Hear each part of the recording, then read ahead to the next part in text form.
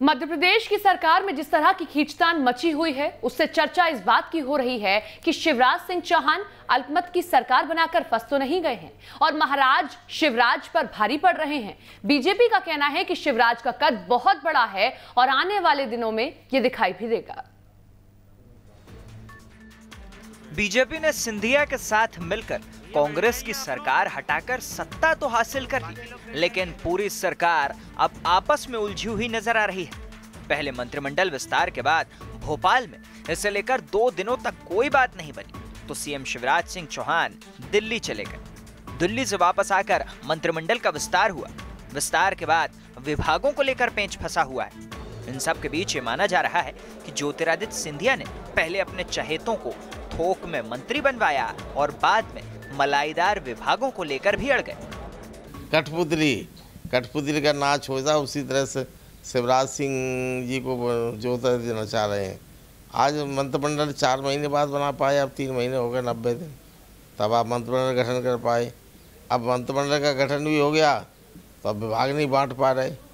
यही दशा ज्योतिरादित्य सिंधिया ने कमलनाथ जी के साथ की थी, वही दशा अब शिवराज सिंह के। कब तक शिवराज सिंह भी ये ज़्यादा दिन बर्दाश्त नहीं कर।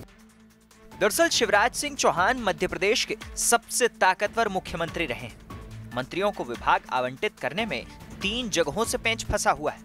एक, शिवराज सिंह चौहान के लोग, दूसरा सिंधिया की टीम और तीसरा केंद्रीय नेतृत्व की पसंद।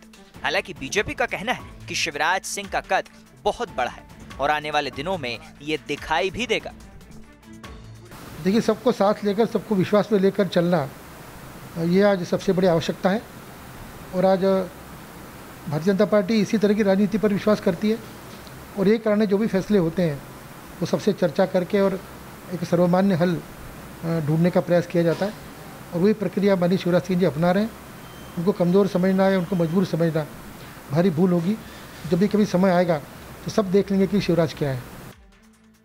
दरअसल ग्वालियर चंबल संभाग में 16 सीटों पर विधानसभा का उपचुनाव होना है और पूरे प्रदेश में ज्योतिरादित्य सिंधिया के समर्थकों की संख्या 22 है। सिंधिया उन्हें ताकतवर बनाना चाहते हैं, जिससे कि क्षेत्र में कुछ काम करा सकें और चुनाव जीत कर आए।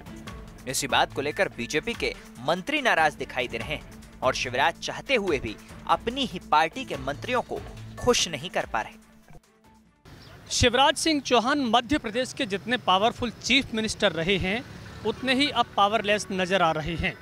और कहा यह जा रहा है कि शिवराज पर महाराज का दबाव है, क्योंकि जिस तरह से पहले मंत्रिमंडल विस्तार को लेकर और अब मंत्रियों के विभागों को लेकर सिंधिया की चल रही है, उससे ये बात जाहिर हो रही है कि शिवराज सिंह चौहान खुद से कोई निर्णय नहीं ले पा रहे हैं।